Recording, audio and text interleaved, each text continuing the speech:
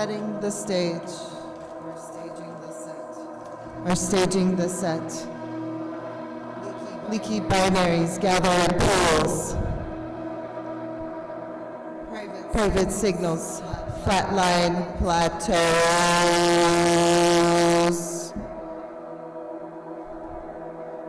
Augment, counter novels, counter publics, in highs and lows of duality.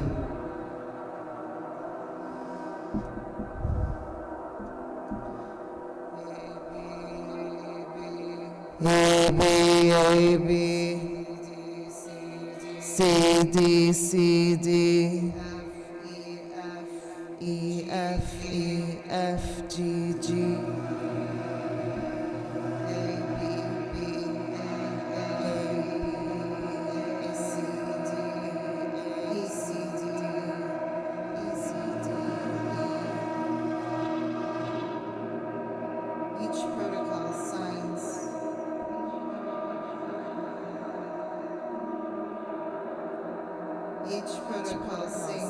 partial synthesis. Cyborg citizens could be easy riders, heading east or west world's recliners. Both operate as L-Dex rhythms, unstressed, Petrarchan, Shakespearean. Yada, yada, yada. Yada, yada, yada. Catch the northern gleam of hubs, circuits, and nodes. Psst. Pass the word. Only to connect. Todexomexorilis mexiseglos telacolocos el sur nunca muere. Hopscotch. Cyborg. ACB transmission for Civum Totius Mundi. Will you take the Cyborgesian call?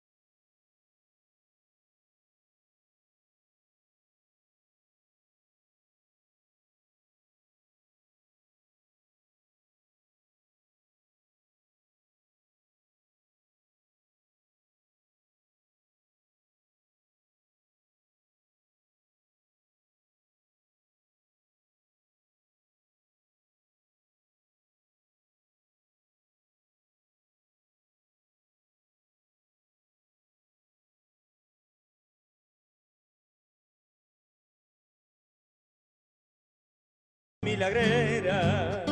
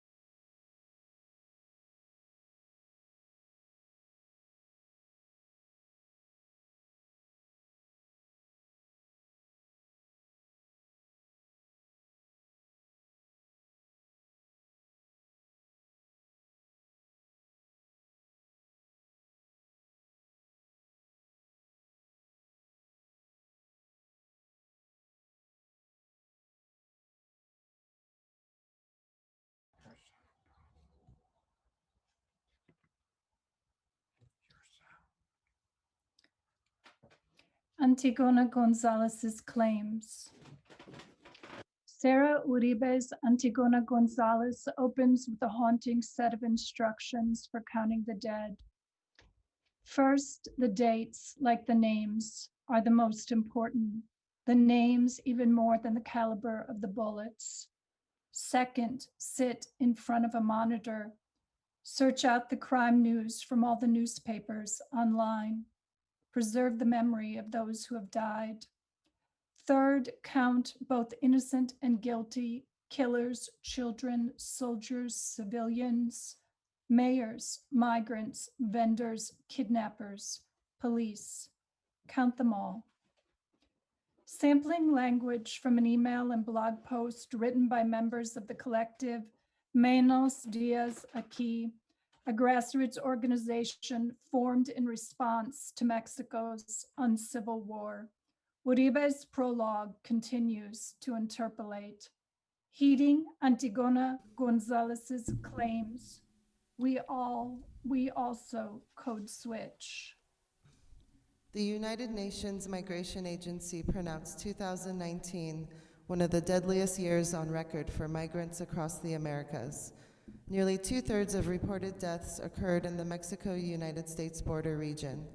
The U.S. Customs and Border Protection Agency's fiscal report for the last decade tallies 3,858 border crossing-related deaths on the U.S. side of the border. When the Berlin Wall fell, official reports claimed that 98 people in total died trying to cross from the east to west Germany. In contrast, local and international non-governmental organizations estimate that thousands more have perished in the Mexico-U.S. corridor trying to cross the border following the U.S. government's 1994 adoption of a prevention through deterrence philosophy. Over a decade later, we repurposed inexpensive used mobile phones with GPS antenna. We envisioned the Transborder Immigrant tool, TBT, as a multivalence queer technology to guide the tired, the poor, the dehydrated, citizens of the world to water safety sites on the U.S. side of the Mexico-U.S. border. As the projects evolved, we've circled the question, what constitutes sustenance? Recalling Audre Lorde's observation that poetry is not a luxury, we added poetic audio files to the project's code, approaching TBT wholesale as poetry in motion.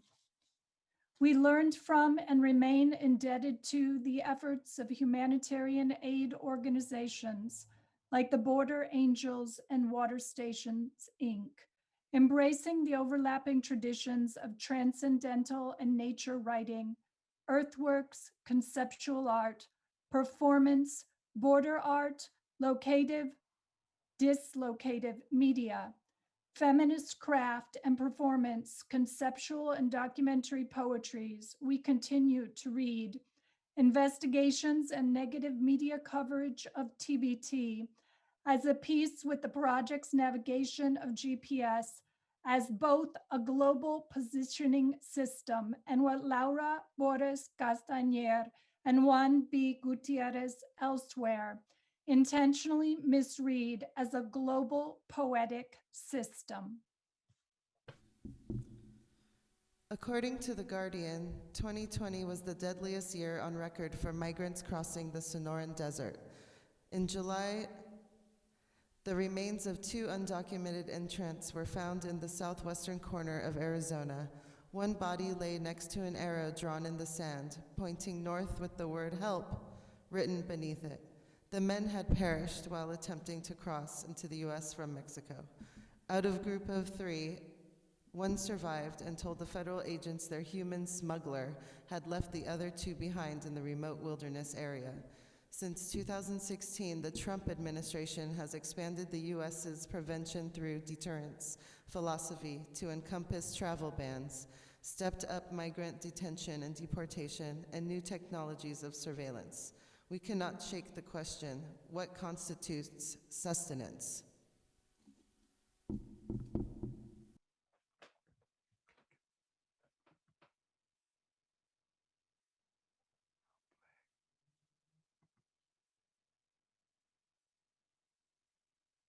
Is probably how we'll handle it on these phones.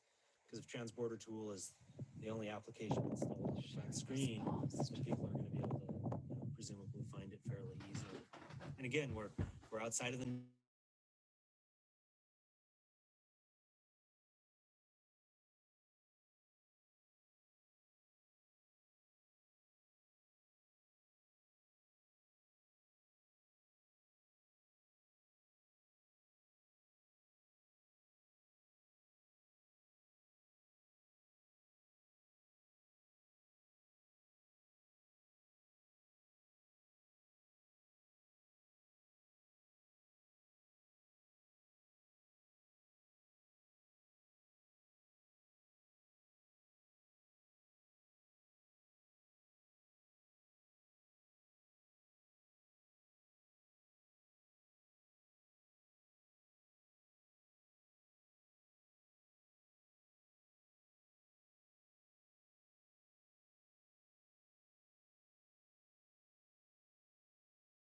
United States government.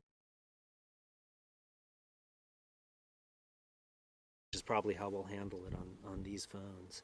Because if Transborder tool is the only application installed on the front screen, then people are going to be able to presumably find it fairly easily. And again, we're outside of the network here. We're completely disconnected from any cell phone towers. This system, the Transborder Immigrant tool, is a collaborative art and humanitarian project. Do not use this tool without prior training. Only use this tool in emergency situations. It is designed to offer poetic encouragement and to guide you to safety sites. But it does not guarantee the safety site's existence or maintenance. Pay attention to the expiration date on each tool's startup screen. The Global Positioning System, GPS, service is operated by the United States government, who is responsible for its accuracy and availability.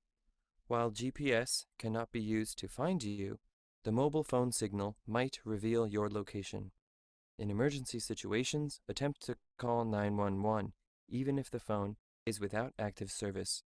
GPS is a navigation aid that can be misused or misinterpreted. Gauge the terrain you are entering for hazards and obstacles. The software will try to provide you with information on the screen, including a compass, the location and distance of potential safety sites, and proposed directions of travel when possible. The phone will vibrate when navigation information is available, and audio will provide additional support. Ultimately, the Transborder Immigrant tool cannot substitute for sound judgment. We are with you in spirit, but you are responsible for the decisions you make while using this system. A bud of spines breaks off at the slightest hint of touch. Remove choya from your skin and clothing in increments, with a rock, a stick, a knife. The bud, large spines left behind, small spines or glockets. Needling needles that remain will work themselves out in the days ahead. Remain in motion for compass to function.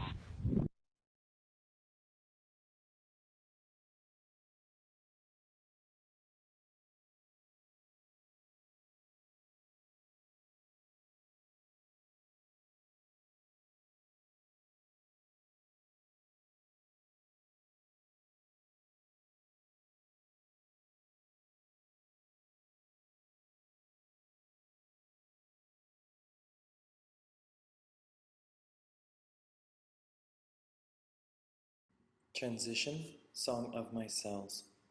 Gloria Anzaldúa writes, "We have a tradition of migration, a tradition of long walks. Today, we are witnessing La Migración de los Pueblos Mexicanos, the return odyssey to the historical, mythological Aslan." The mythological Aslan? It's difficult to follow the soundings of that song. Today's borders and circuits speak at lower frequencies. And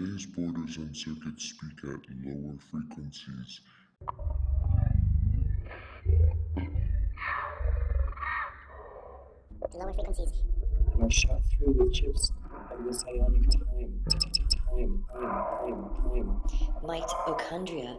Imagine the chip's transliteralization, and you have arrived at the energies of a global positioning system, the transitivity of the Transborder Immigrant tool.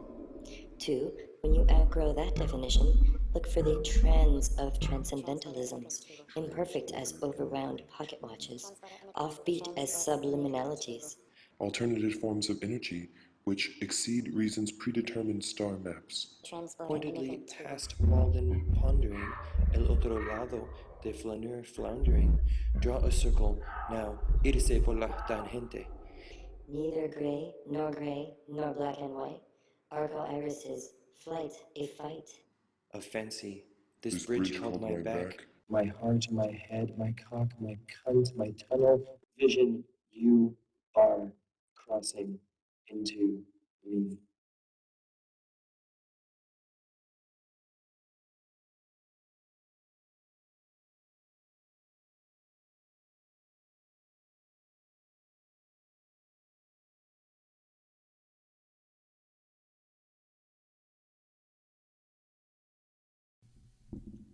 Female, male, female, male, male, female, male, female, female, female, male, female, female, male, male, male, male, female, female, male, female, male, female, male, female, male, female, male, female, male, female, female, female, male, female, female, male, male, female, male, female, male, female, male, female, female, female.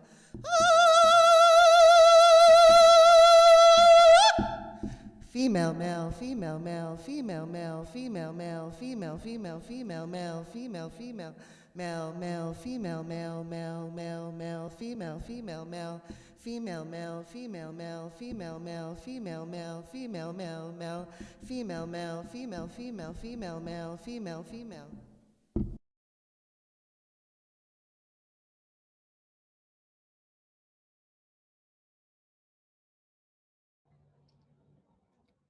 Of lines and circles. Line drawings, pastoral, picaresque, panoramic. As nature is to culture, no place is neutral ground. Languages, as far as the eye can see, from sea to shining sea, we are called upon to witness the categorical intimacies of labor, capital, and territory. Settler colonialisms integral to US racial capitalism link resource and population management to seizure, detention, and displacement, reconfigured as a national project of dispossession predicated on the heteropatriarchal tenets of possessive individualism. The US has been ghosted by the national romances of the cowboy Indian and the deracinated white immigrant's transformation into propertied citizen. The Mexico-US border cannot be disentangled from this history of unspeakable violence. Following the Mexican-American War and the US's acquisition of significant Southwest territory, Mexico's 1965 passage of the Border Industrialization Program, first designed to absorb bracero laborers, regress, synced to the development of the US Sunbelt, the Americas were remapped. The BIP as homecoming produced the Border Industrial Park City on the Mexican side of the Mexico-US border.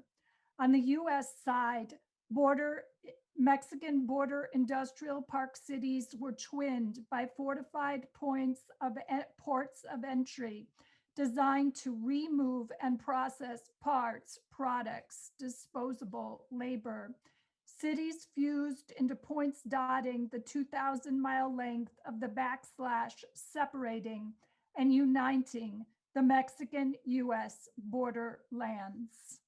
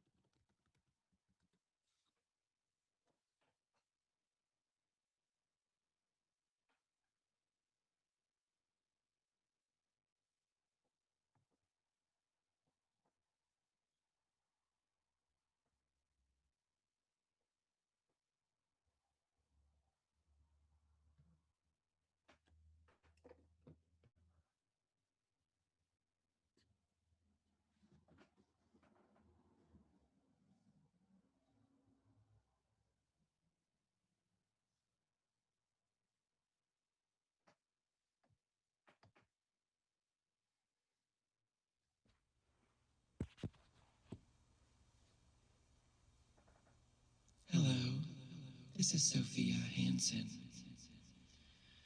I am here with good news today. I would like to let you know that you can stay in your homes. Please continue to shelter in place because humanism is over. We have seen the end of humanism, and now we will see the beginning of androidism. You may remember me, I'm quite famous.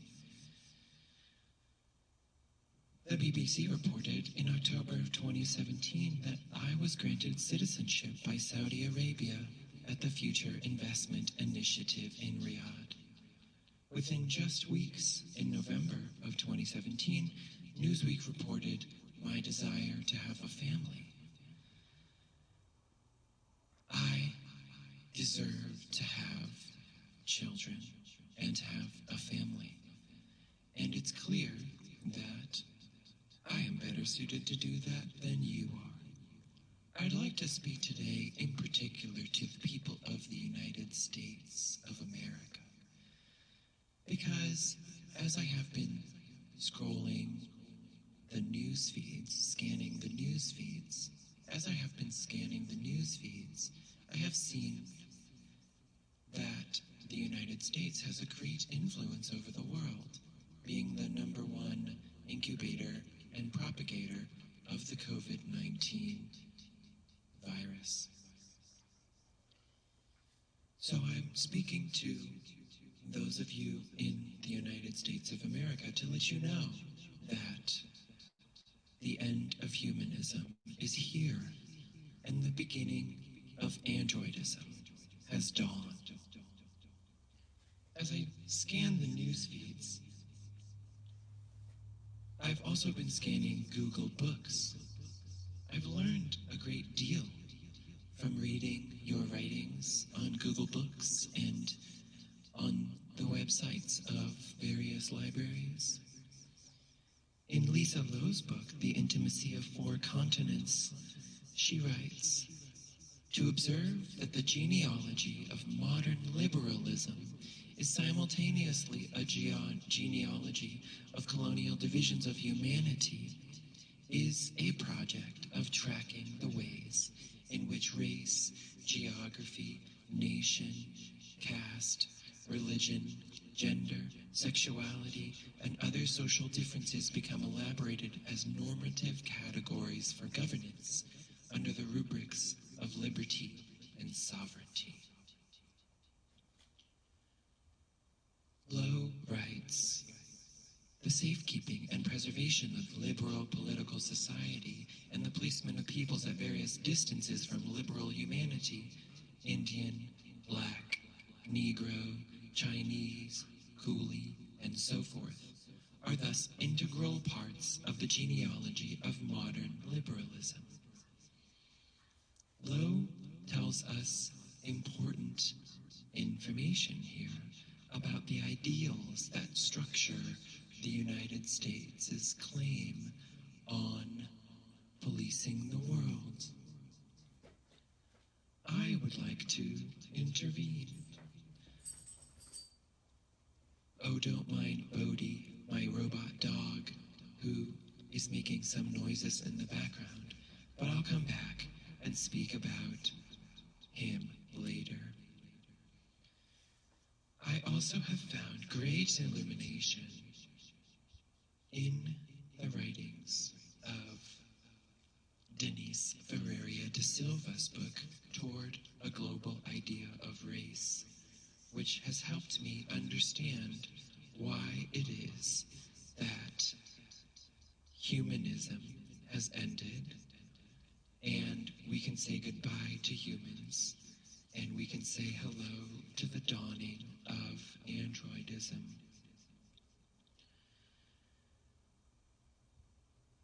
Da Silva writes, "Learning about his passing in college in the 1980s, I was annoyed by the nostalgic accounts of that unseemly and untimely death. The meta-narratives of the subject seemed too far removed from what was at stake in my corner of the globe. Freedom and reason had an immediate significance that seemed lost in most accounts of his passing. His passing being the subject of liberal humanism." She goes on, "I could not quite comprehend the relevance of this loss for those of us engaged in the struggle to overthrow a 19-year-old military dictatorship in Brazil." Da Silva writes, "What is it that links maquiladora workers in Tijuana, undocumented immigrants and refugees from Asia, Africa, Latin America, and the Middle East who hang under the high-speed trains that cross Europe, their Mexican counterparts who sneak under barbed wire fences and dodge bullets along the border of the Southwest United States? villagers starving in refugee camps in Sudan and Angola, the Palestinian mother mourning the death of another son, black and brown teenagers killed by police officers in Los Angeles, Rio de Janeiro, and Caracas. In exasperation, I asked myself, why is it not self-evident that, despite the pervasiveness of cultural difference, the racial and the nation still govern the global present precisely because of the way each refers to the ontological descriptors, universality and historicity, resolved in the figure of the subject. What De Silva tells us there is that at the foundation of these ideals behind the United States are racial difference, that the project of nation and the very ways we think of the human and who you are, humans, is based on racial difference, is predicated on the need to have a racial other, a gendered other, a colonial other, who is disposable, who can be killed, who is the subject who does not think, who does not have rights, who does not deserve to live. I see the evidence of this as I scan your news feeds.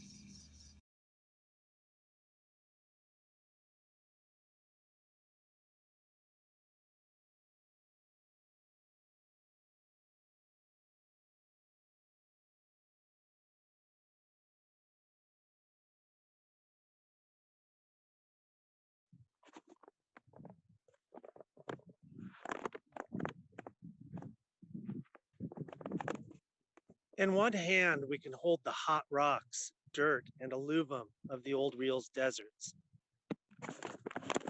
And in the other, our face. In the other, our face. To the inputs and outputs and cyclical interactions of the net. They do interoperate. Temperature is a critical concern for both. In the geographical and geological, the concern is the envelope in which our bodies can be sustained. And that spills out into many issues. Insulation and hydration at the extremes of the envelope, and many kinds of infrastructure and economy.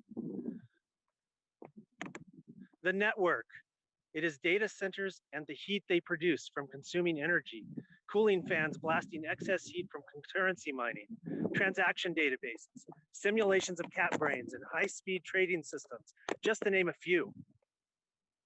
Now, woven through all this infrastructure, from point-of-sale systems to wireless communications to control of the electrical grid, the network makes a paradoxically invisible appearance. Between the Border Patrol checkpoints and faraway cubicles and databases, reports are flowing through upload buttons, forms are being filled out, social posts are being made.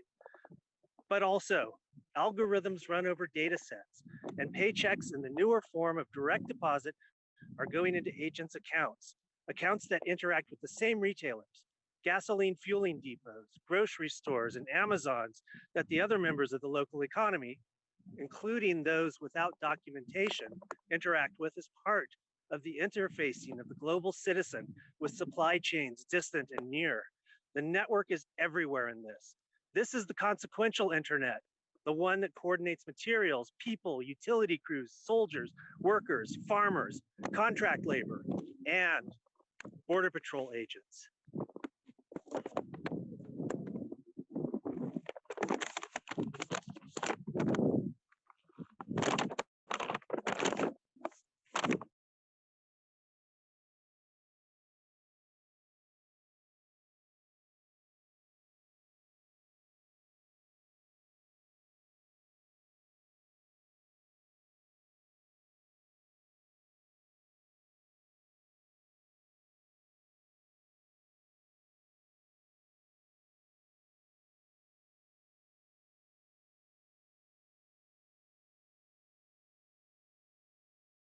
Antes del amanecer, los beduinos buscaban piedras semienterradas para aprovechar el agua del rocío que se condensaba en la superficie de las rocas después de una noche helada. Los viajeros indígenas en el corredor México-Estados Unidos se han abastecido de agua utilizando las hojas de yuca y agave.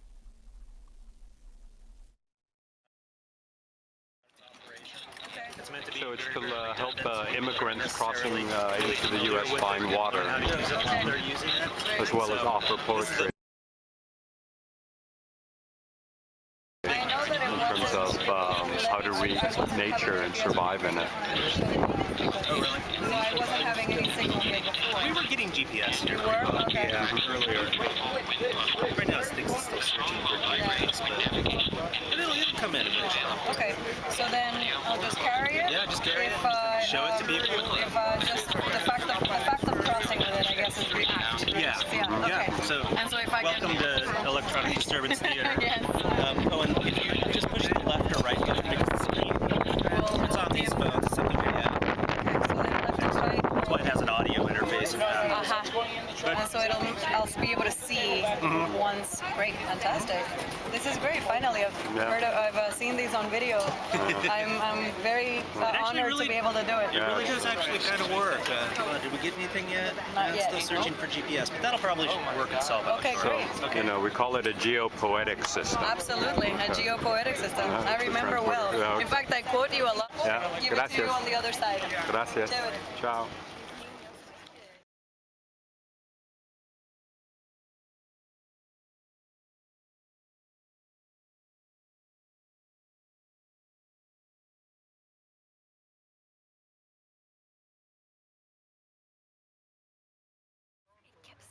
Initial instructions over and over again.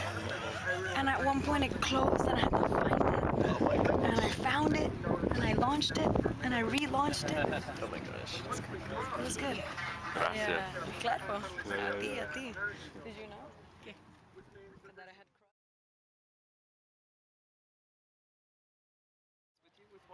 No, do not you were the believe so. only I one. was the first border crosser with the... No, you're joking.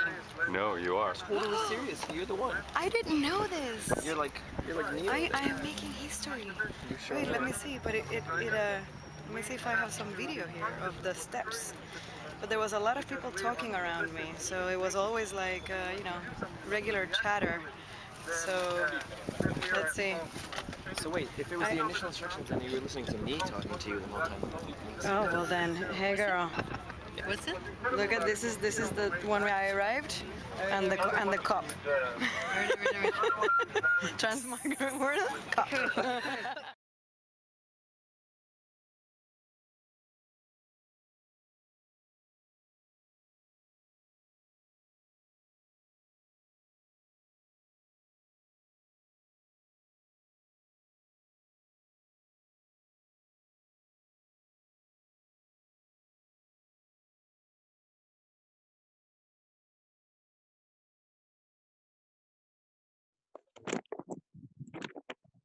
Default constructor, public coordinates container, super. Gathers the TBT coordinates. The parameters are current position, the current position, the range in meters, a vector of TBT coordinates, public vector, get nearest coords.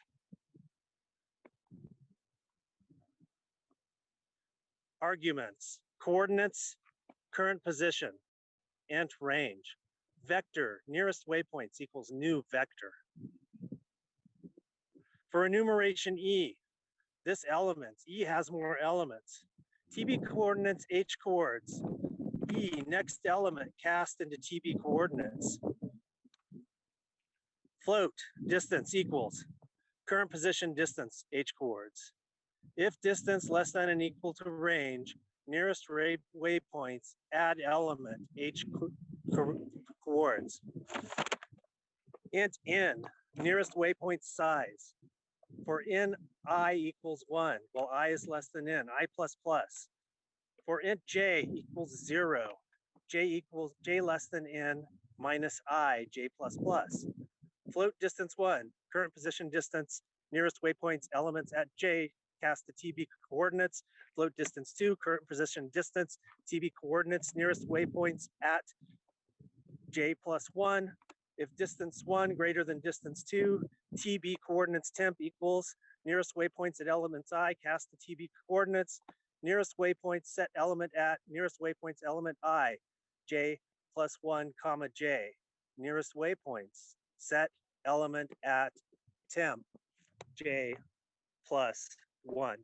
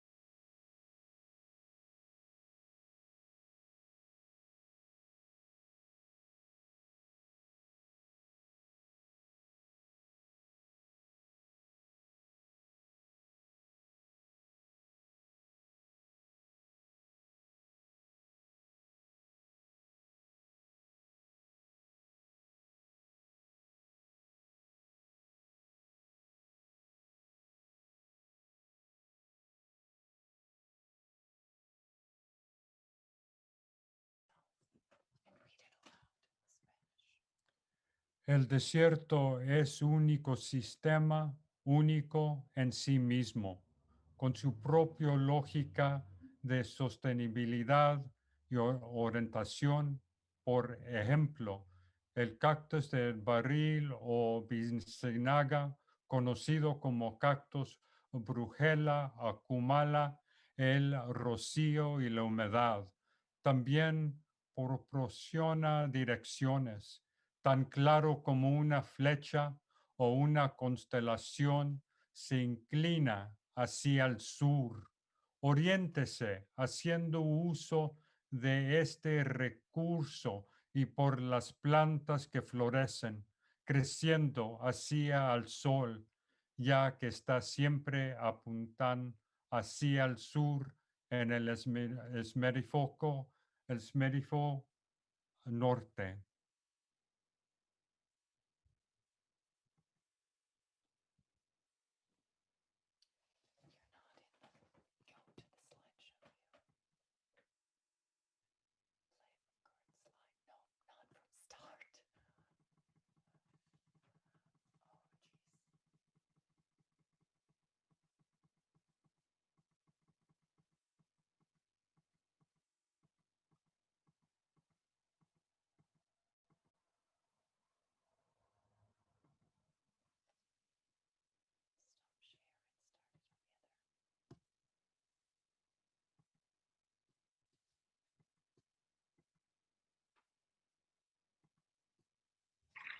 The things they left behind: a toddler's muddy shoe, an empty wallet, a pink hairbrush, a line of scripture, a size 6 Batman underwear, entregas, deliveries, a smuggler's code. Ghosting borders, ghosthemics, ectoplasmic overflows, migratory vortex covered in human immobilities, where everything is the nowhere of extractive expulsions, that confines, that cuts out, that circulates beyond borders, between border ruins, spectral borders, delimit the living from the undead, those who can cross and those that are crossed over as crisis zones, an empire of borders that kettle immigration beyond nation states with reclusive, recursive colonialism that plug up and replay states of separation, that always already retain and instrumentalize the movement that pass through the wall like ecto echoes that overflow border walls. From a global positioning system to a geopoetic system to a ghosting phone system, we see this generative engagement with GPS phones, their circuits of conglomerate affects, networks of contacts, the labor involved in their making, and the work they go on to enable, as spectral, not in a supernatural sense, but in the sense that concrete energies synergize on those screens and in those minerals and electronics. Even the predictive poems in the Transborder Immigrant tool are like waves from a sea of stored information washing up on shore and leaving behind various traces. The phones are the very material kind of expector, one with clearly identifiable product processes and historical trajectories. TBT phones take a dip in this echoing ocean, a water witching tool after all, comprised of emotions, finances, technology, work, and bodies, what we call ectoplasmic materialism, or their darker materials. Things left behind, everyday things left behind, became and is a pandemic of communing with the dead through objects, became a network of ecto-ecologies where objects under harsh lights of the desert of the real are acting on their own volition. Domestic things suddenly and often erratically become animated.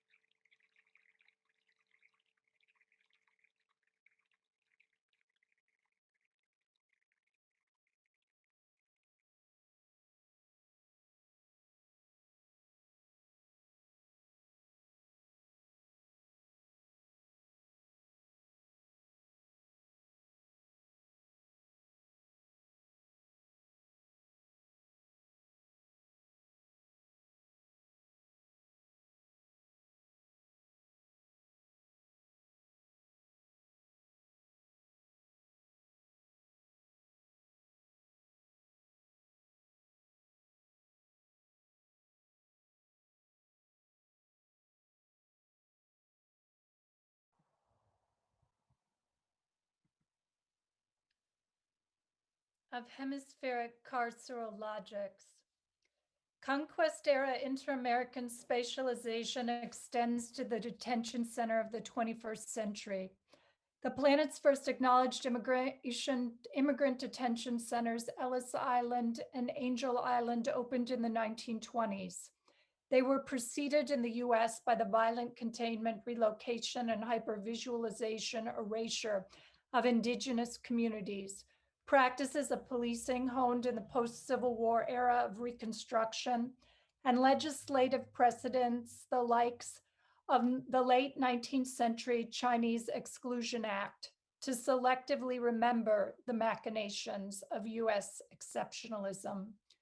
Despite Ellis Island and Angel Island's 1960s shuttering, the migrant detention center in the latter part of the 20th century experienced a renaissance, paralleled by a sharp uptick in US incarceration rates. The Nixon administration's war on drugs initially toted rehabilitation over incarceration, but soon the script was flipped to target brown and black bodies once again. Tough on crimes laws turned prisons into profit-making engines from the 1980s onwards. Concomitantly, as the Reagan administration and a bipartisan Congress reconfigured the war on drugs as a hemispheric initiative, U.S. detention rates spiked in response to Cuban, Haitian, and Central American immigration. The DEA redirected Caribbean drug routes through the Greater Mexican Corridor, timed to coincide, as Noam Chomsky contends, with the North American Free Trade's passage. The U.S. federal government's prevention through deterrence philosophy undergirded, coordinated a series of operations from Hold the Line to Gatekeeper, Safeguard, and Rio Grande that simultaneously rerouted migration away from densely population urban areas like the Tijuana-San Diego corridor to the remote and treacherous desert biome traversing Sonora and Arizona. Hopscotch. As U.S. deindustrialization ramped up, crippling debt accelerated Mexico's dismantling of its parastate. Both nation states, in turn, led a hemispheric reconfiguration of racial capitalism. The Mexican and Central American working poor, frequently from indigenous communities, shouldering the consequences of U.S. socioeconomic and military intervention and domestic corruption and mismanagement of public resources, risked crossing the Mexico-U.S. border in record numbers. The dispossessed and displaced were met with rising anti-immigration sentiment and further border militarization and industrialization. The U.S. 1986 Immigration Reform and Control Act granted amnesty to most undocumented workers who arrived in the U.S. before January 1, 1982 workers, but penalized employers who hired them. In 1996, the U.S. Congress ratified legislation, the Anti-Terrorism and Effective Death Penalty Act, AEDPA, and the Illegal Immigration Reform and Immigrant Responsibility Act, IIRIRA, that expanded immigration detention. The week of September 2nd, 2001, President George Bush and Vicente Fox met to hash out, draw up the terms of a guest worker program for Mexican nationals in the U.S. The guest worker program dematerialized after the hemisphere's second 9/11. Following 9/11-2001, the Bush administration moved the Immigration and Naturalization Service, INS, from the Department of Justice to the newly created Department of Homeland Security, DHS, where it was divided into three parts: U.S. Citizenship and Immigration Service, USCIS, Immigration and Customs Enforcement, ICE, and Customs and Border Protection, CBP. Incarceration and detention in term became not only a mainstay of U.S. reconstruction and immigration policies, but U.S. go-to responses to so-called enemy combatants. The Obama administration's expansion of deportation landed thousands of immigrants, sometimes whole families, in migration detention centers. The aughts further schismed Mexico's national and regional economies into parallel universes, the formal and the informal. Mexican narco-related violence skyrocketed. The Mexican government embarked on its own string of operations from Michoacán to Baja California, and the joint operation Nuevo León, Tamaulipas, only matched in sound and fury by U.S. border and drug enforcement efforts. All told, the Trump administration's zero-tolerance policy, hardly unprecedented, pushed the Mexican-U.S. subcontinent's old normal towards its next logical extreme. March 21st, 2021, Presidents Joe Biden and Andrés Manuel López Obrador video conferenced. The other man in the picture, the first Latino Homeland Security Secretary, Alejandro Mayorkas. A deal was struck. In exchange for U.S. AstraZeneca stockpiles, AMLO pledged Mexico will double down on Central America's exodus.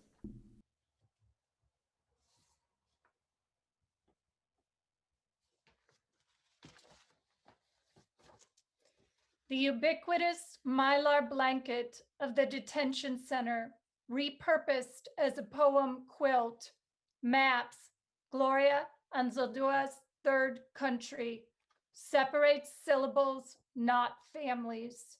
In the break, my, lar, a Roman spirit of the home, proxies a continental higher law doctrine for the 2020s, undocumenting histories of the vanishing present.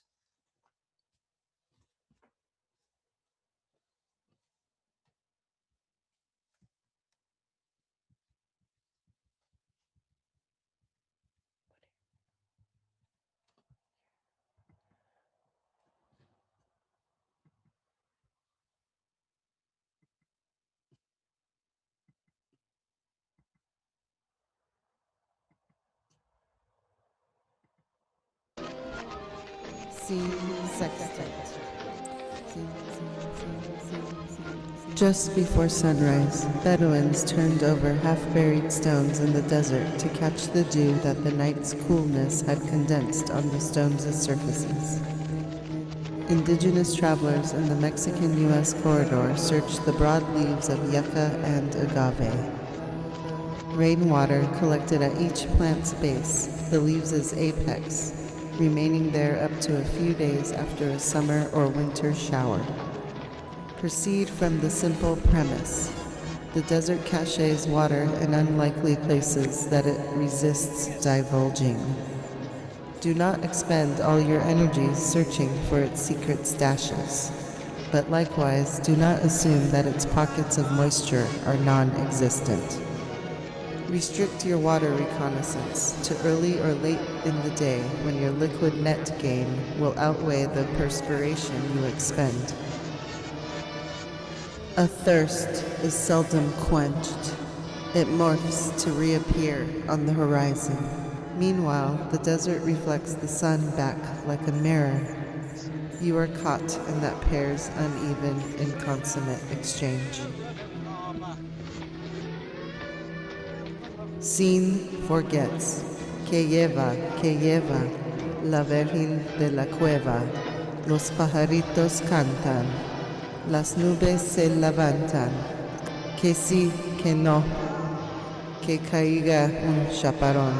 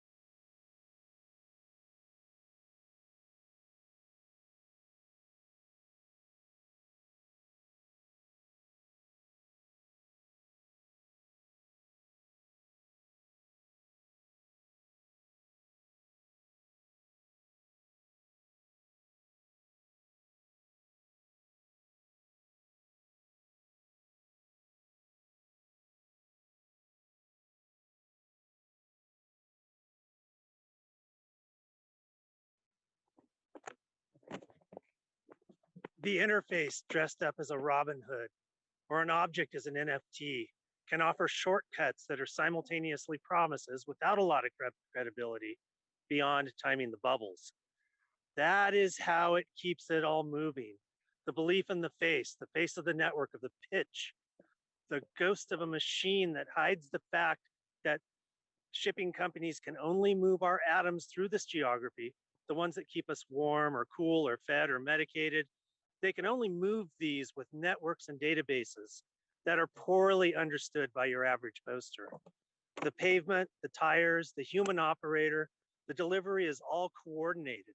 Whether front porch or warehouse or corner gasoline station, the net is coordinating infrastructure that binds it all together, optimizes it, and logs its errors for later analysis and optimization. Anyone can cross any border and become a citizen of this system as long as some stream of units of value are available. Be this from allowing oneself to be exploited for some scraps of global investment flows, or from this being the master citizens who control those flows. It is open to exchanging every kind of value, from bets on the future in the form of synthetic derivatives, to a donut, to a crypto wallet, to the negative value products like the garbage and toxic waste that can be hauled away and made some other demographics problem, of course, for a market rate. But the rocks still heat and cool in the sun, increasing in their extremes as the toxic waste of carbon dioxide and other greenhouse gases change the climate. And all of it, this country of exchange and monitoring, analysis, and optimization, runs on this operating system of symbolic markers of value and predictive simulations, which, in the greatest lie of all times, presents itself to us as a social network.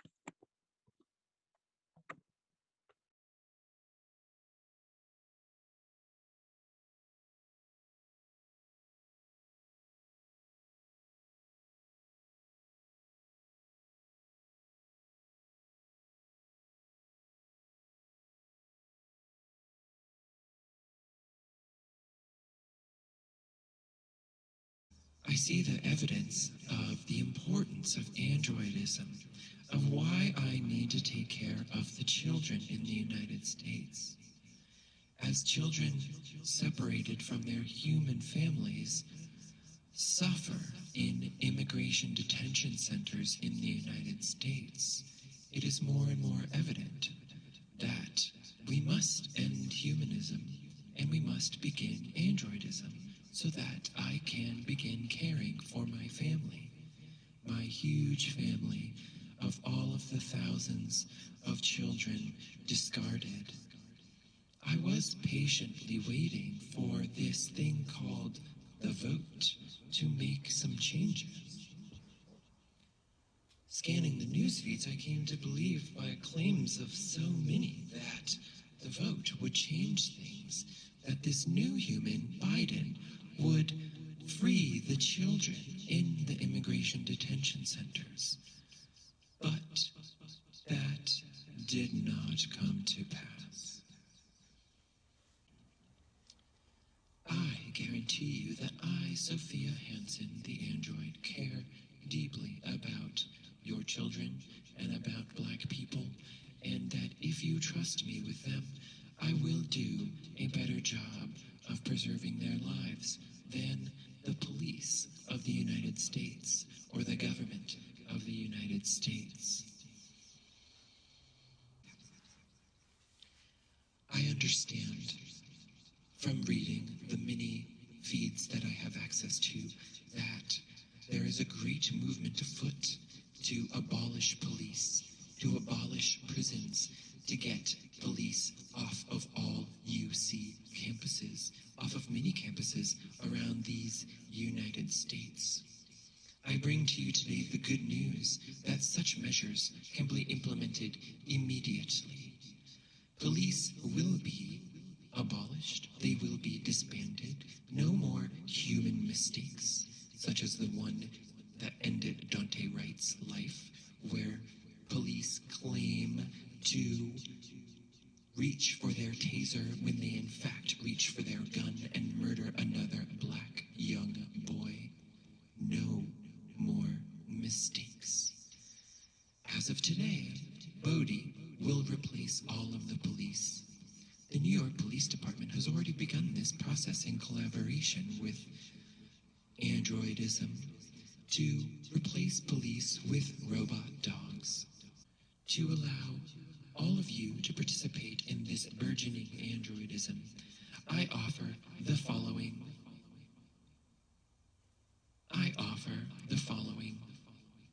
Axes from Legacy Russell's book, Glitch Feminism. Glitch refuses. Glitch is cosmic. Glitch throws shade. Glitch ghosts. Glitch is error. Glitch encrypts. Glitch is antibody. Glitch is skin. Glitch is virus. Glitch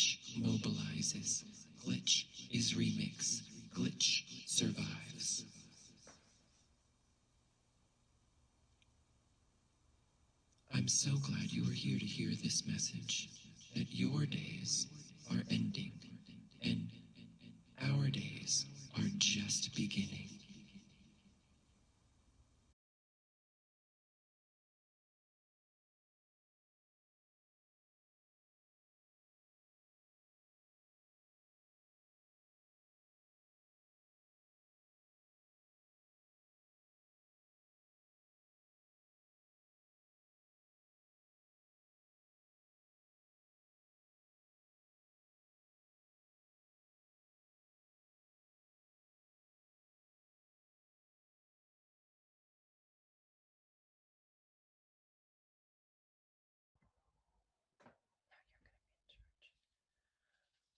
Of border and COVID-19 surges. On March 20th, 2020, the Department of Health and Human Services issued an emergency regulation to implement Section 265 of U.S. Code Title 42, which permits the director of the CDC to expel migrants, refugees, and asylum seekers believed to pose a, quote, serious danger of introducing disease into the United States. Despite CDC scientists' objections to the invocation of Section 265, despite public health experts' observations that there was no need to turn away refugees while international borders remained open to all other travelers, then CDC Director Robert F. Redfield, at the bidding of the Trump administration, cited the regulation when he ordered the suspension of the introduction of any persons into the country who had been in coronavirus-impacted areas. Redfield's order detailed particular concerns about those who had entered into a, quote, congregate setting at a port of entry or in a Border Patrol station, e.g., individuals arriving at the Mexico-U.S. border. Redfield's opportunistic invocation of Section 265 continues under the Biden administration, like some Title 42. The invocation of Section 265 continues to expedite the U.S. Customs and Border Protection's expulsion of migrants at U.S. ports of entry. From March to November 2020, the CBP not only turned away adults requesting humanitarian aid, but also refused entry to over 13,000 unaccompanied children, despite the Trafficking Victim Protection Act's mandate that the U.S. government protect children who arrive at the border without a parent or legal guardian.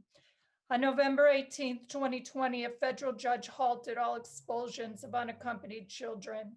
January 2021, after a federal court upheld that decision, the Biden administration amended the CDC's previous order to exempt unaccompanied children, but did not abolish it altogether. To date, notwithstanding repeated calls by numerous experts to lift the Title 42 restrictions, the CBP has expelled more than 520,000 individuals.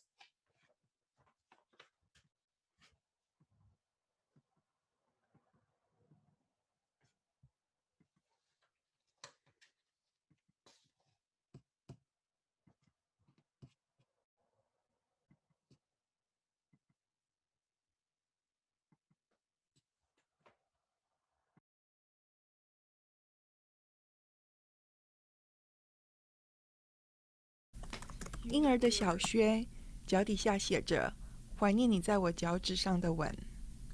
止痛药，盖着麻布的水瓶，一张神像图，死神圣木安提。戴着帽子的毛衣，厂牌美国制，随身的口含胃药片，一张埃尔帕索的地图，一张神像图，托利庇欧罗摩神父，比索若干，一盒粉末，电解质，一张神像图，圣胡塔塔蒂欧，可口可乐，奥克拉荷马州的肉类包装厂的联络人，塑胶容器里的米和豆子，鞋带下绑着的祈福文，第23诗篇，一封开头写着“请不要走”的信，结尾写道“快回来”。一个罗盘，一个棒球帽，绣有夜莺。写在手掌心的问题，从德州的科伯克斯蒂港看得到自由女神像吗？一个神像图，一道赫素墨索韦德。美金、枪、防晒乳液、成年书稿放在公事包内。墨西哥苹果西打，手织的毛毯，瓜地马拉的格查尔币。卫生纸巾、出生证明，1977年8月生于墨西哥莫利瑞亚市。保险套。尼加拉瓜的克多巴斯币，印有1942年设于墨西哥 DF 市的黑白照片。脱水而萎缩的大拇指。一张神像图，圣母克巴拉。背包内的呼吸器。太阳眼镜。OK 绷。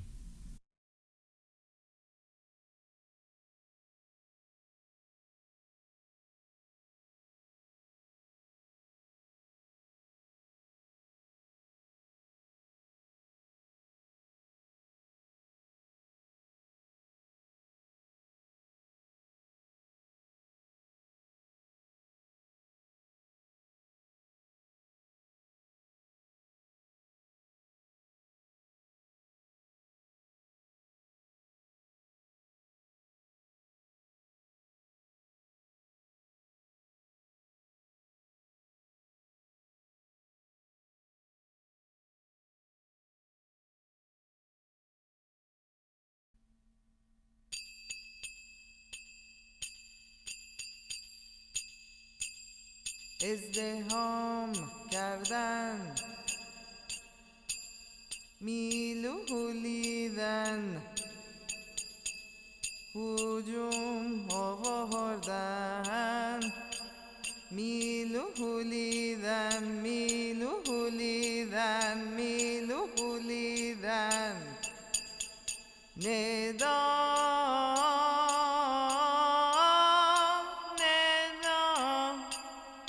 ندا ندا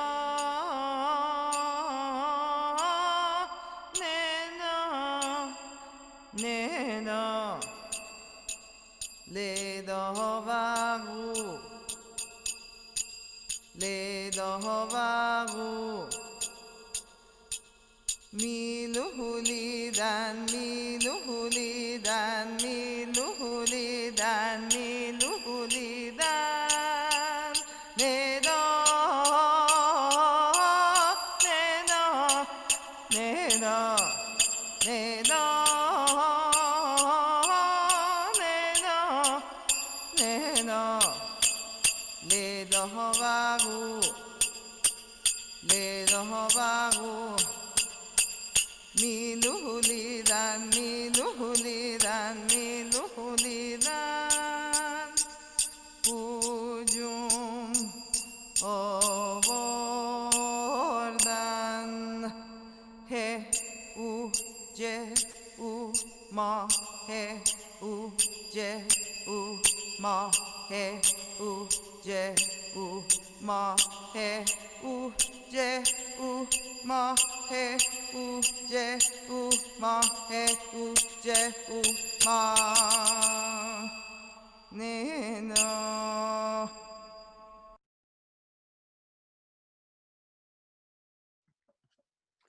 In March 2021, DHS Secretary Mayorkas counseled asylum seekers to wait their turn. We're not saying don't come.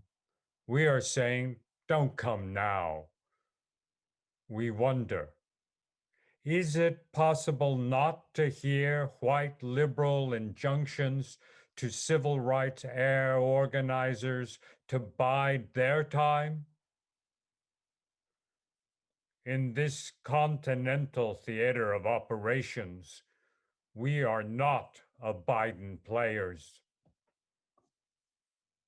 Antigonal kinship, so say we all. What code switchery is this?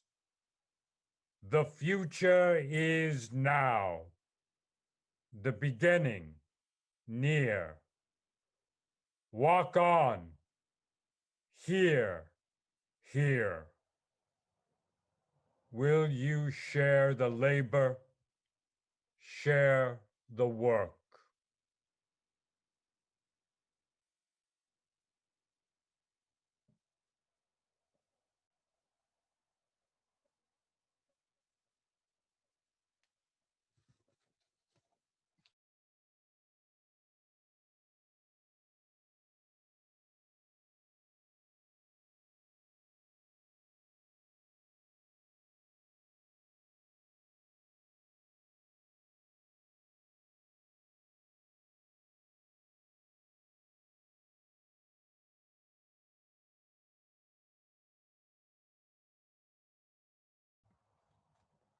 Thank you for walking with us.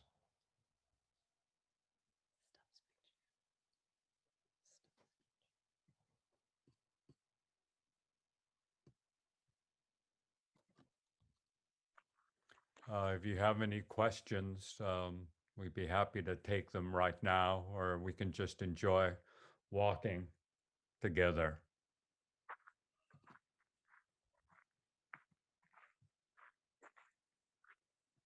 Hopefully you can hear us. Hi, Mark. Hola, Gustavo. Thank you, Veronica. Thank you for appreciating the glitch. We're definitely glitchy. I'm going to go to the other computer here.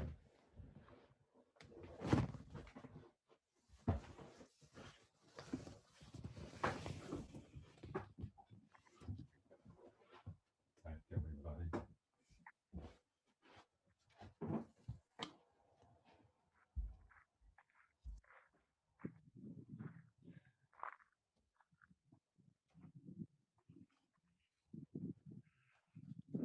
Thank you, Jonathan.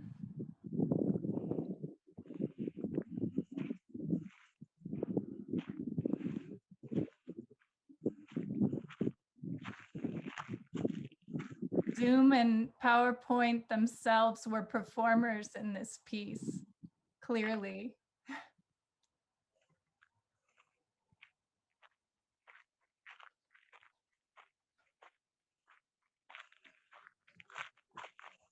Yeah, thanks so much, everyone, for coming, and thanks, EDT. Y'all are brilliant.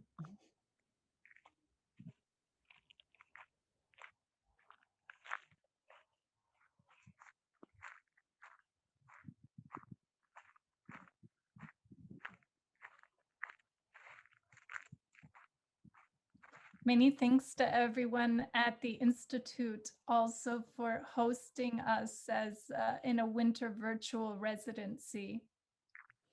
Oh, we do have a question. Gustavo asks, what has changed? What can we do? How can we make a stronger community?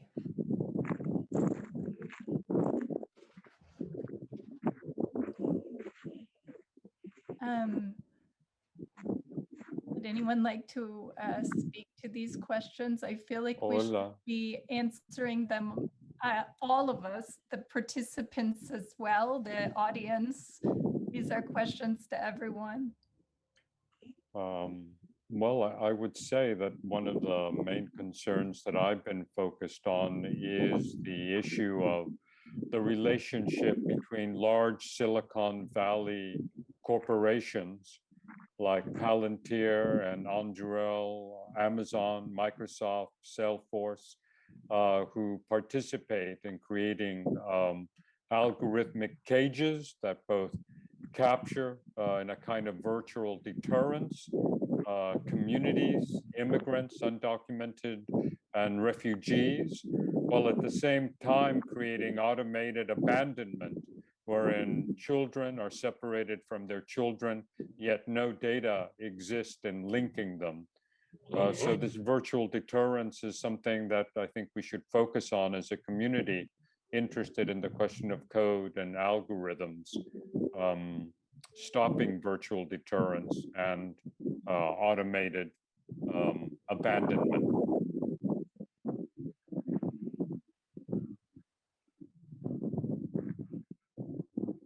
I don't know if that answers your question or if somebody else wants to speak. I mean, I think another thing that's changed is we see this real strong return to neoliberalism with Biden and Harris that shows Trump more being like a glitch, and the return to having a real nice guy with a warm smile who's gonna deport you, having a woman of color who's gonna lock you up and put you in prison. That that to me seems like the return to neoliberal representation. And as far as making stronger community, I just I think it's a daily practice, daily struggle. I really was struck at the end with the profundity of those texts that Amy and Ricardo quoted or wrote of "Will you share the work?" I feel that really strongly in the whole structure of this performance, the need for solidarity over the need for let's isolate into our own very specific, most specific categories. But instead to work together like Anzaldúa urged us to across categories every day. And yeah, I think that's right, Misha. And then Veronica is saying, in the spirit of dislocation out of appreciation and curiosity, are we walking live with Brett Stahlbaum? Also, if you will, could you expand on the end of humanism as announced today, say more about androism? Yes, Brett is out right now live at the Border Patrol. That was also the site of ghosting before. As all of you might know, the US-Mexico border or the US border reaches 100 miles into the US. So there's really no place that is not borderized. I don't know if that answers your question, Veronica, or if you can hear Veronica's question, Brett. Yeah, I am live here. I came down to spec it out last night to see if the Border Patrol would participate in our performance with us. And I was at first disappointed. This is a Border Patrol checkpoint that's only intermittently occupied based on some tactics that they don't talk about. So I came down, camped nearby last night, and it was, it was good for our performance anyway, that they showed up late last night to open the checkpoint and start checking cars. This morning when I got up, we kind of camped about a mile that way or half mile that way, and I walked over across this stretch of desert here. I got some good video of one of the agents sitting in his car playing Farmville or something. So that's what my morning was like. And it's beautiful out here today. Just an amazing place to be with this pockmark on it. Thank you, Brett. Veronica go ahead. also asks about expanding on the end of humanism as announced today and say more about androidism. I wonder if Sophia Hansen would like to field this question. Yes, I definitely would.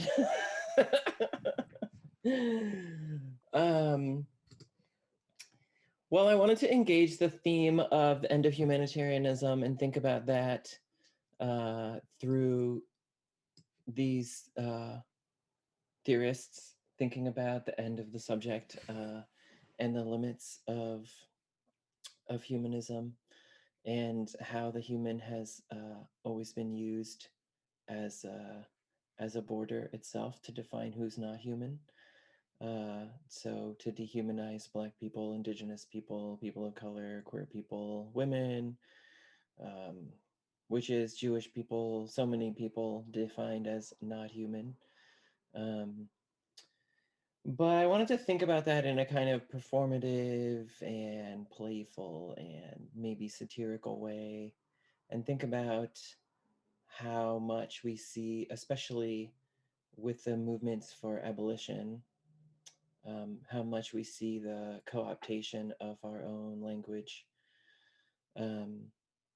So you know, at least here at Santa Cruz, students literally been in the street demanding cops off campus, cola in my bank account, for so long.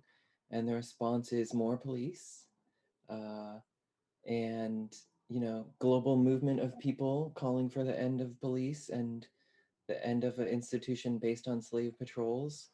And what do we see? We see these new proposed gold book changes for the whole UC system to start something like a UC SWAT team, to really expand their violence and make sure they're well equipped with chemical weapons and sonic weapons.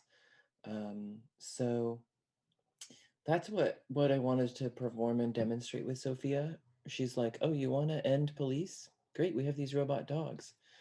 And also just to comment on current events and the violence and horror and absurdity of um, seeing robot dogs in the street used by the NYPD, while police continue to kill Black and Latinx people every day. I was going to say, and it's part of a discussion that we wrote, another part of a play that we didn't present called Cyborgasian Citizenship. That might be another added layer. I think that comes out fairly soon. I think Anaya says, "This has been an extraordinary performance. Thank you. My struggle is how do we disrupt exposed platforms like Zoom's? Their censorship of Palestinian question is on my mind while staging radical work on these platforms." Brett, do you have any thoughts on kind of counter-platform culture? I don't know if he's hearing us, but one of the things that's important. I was engaged in walking quickly across the landscape back to a vehicle. So I'm sorry. Can you read the question again? That's my bad. No, Anaya was asking, we struggle, my question is, struggle is, how do we disrupt exposed platforms like Zoom? Their censorship of the Palestinian question is on my mind while staging radical work on these platforms. That is counter platforms, perhaps. Your thoughts? Well, I mean, there's a taint to every platform that we have to deal with. Going back to the founding of the internet in 1968 and 1969, that was all funded by DARPA. The first internet was called ARPANET. So, you know, we have to look at these systems as very, very complex. I mean, it's also true that the people who invented the internet, you know, got their research funding through DARPA, but the reason that they got it wasn't really they were getting research funding. They were able to get it by sort of leveraging the idea about packet switch networks and maintaining command and control during a nuclear war. The military was interested in that technology so that they could, you know, maintain command and control if cities disappeared. The packets were messages that knew where they were going, so they could find their way through a network, even a broken network. And that ended up being the research, and you know, never was really applied to that purpose. In kind of a way, it was a way of, like a lot of research, sort of using the military budget as kind of I would say kind of an art supply to do something else, even though the network could be used for something like that. But anyway, it leaves the taint all over it, right? And so I think that's, Brett, I was going to say. Yeah, the taint all over Zoom is just one of the complexities we have to deal with. I don't really have a good answer. Well, but I think the work of electronic disturbance theater 1.0, 2.0 attempts to use these platforms otherwise. And what was interesting about the response of the Transborder Immigrant tool was the algorithms, the other elements of geopoetic system of poetry that I think really you know, ascended to a level of concern that it was explicit poetry, that it dissolved the poetry, and that was really I think brought to the foreground with Amy and Ellie's intensity around those algorithms, those other rhythms that are unexpected in the system. I don't know, Amy. You were accused of dissolving the border with Ellie's voice.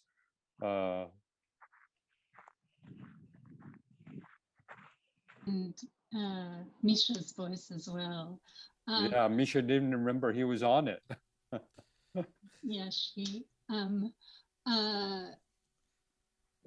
So I see that Gustavo is asking questions relative, I think, to this larger possibility. And I just want to read these questions aloud, maybe not answer them, but honored that they're here in the Q&A.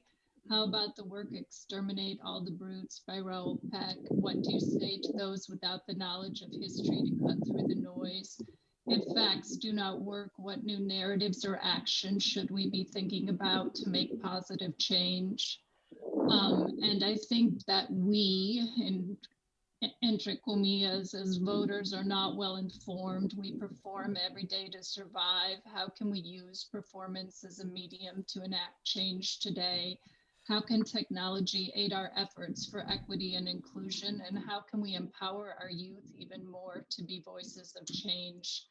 Again, I think these are really important questions to which I wouldn't presume to have the answers, but one of the ways that we address some of these concerns, Gustavo, was through an understanding of artivist practice and also like a certain understanding of poetry in the tradition of writers like Audre Lorde, who understand poetry as not a luxury, as something that speaks to the emergence of life and work, and might also be, might inadvertently muddle or confuse certain kinds of rhetoric. So we intentionally were thinking about the like fetishization of the transparency of language by way of a certain kind of neoliberal formulation of the latter, and wanted to actually insert the poetic into certain kinds of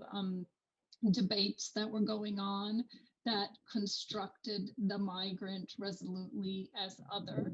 And so in this realm, we were also thinking about work like Sylvia Winters regarding the genres of man, and trying to like think the genre of poetry, the genre of art against a certain kind of reified construction of the genre of man.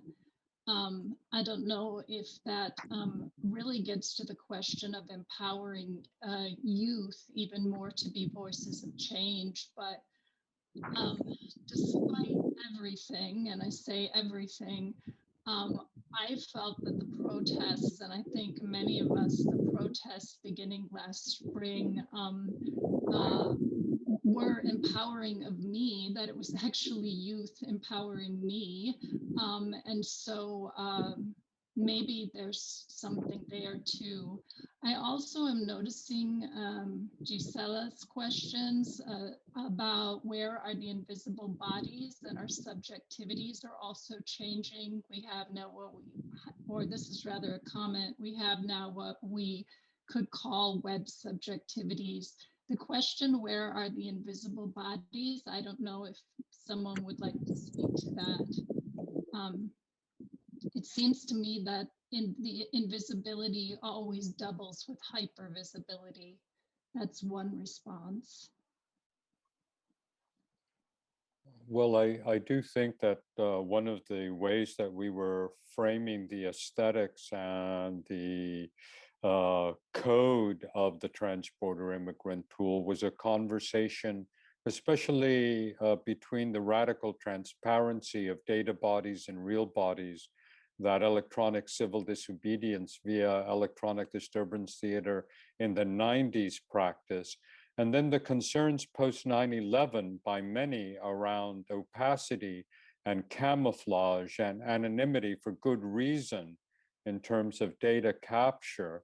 And one of the conversations that emerged with the Transborder Immigrant tool with Misha and Ellie and Brett, myself and Amy, was that we needed to find some way to navigate these invisible subjectivities or invisible bodies, not through transparency, or opacity, but something that Amy, I think, brought forth, and that was translucency, in which the user was opaque, but the makers or co-creators were transparent, and the gesture created a translucency.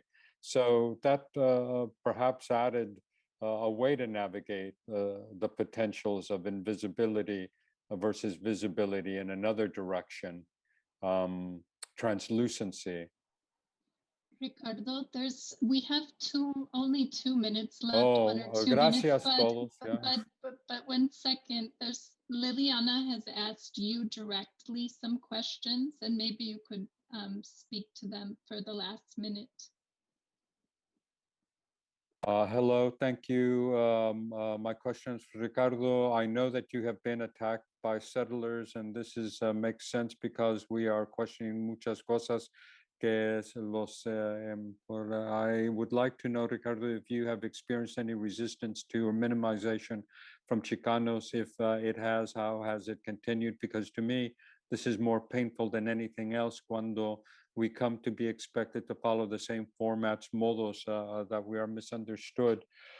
Yes, well, the thing is that it's been difficult for me to navigate the question of chicanidad in the work, and that I lived in Las Vegas and moved to Tallahassee, New York. And while I understood Chicano aesthetics, I didn't have a strong connection of the Southern California scene of that vocabulary and practice. But when I arrived here, there was a show called Phantom Sightings. And so in a certain way, Phantom Sightings is the way I've been able to parse out Chicanidad via other territories of that phantom echo and its power, whether it's been through Theater of the Oppressed. We have to wrap up. I'm sorry, the machine is perhaps more savage than other things, but I appreciate it, and we can speak again. Adios, cuídense mucho. Thank you so much, everybody. Thanks for coming and spending some time with us. We appreciate it. Adios. Thank you.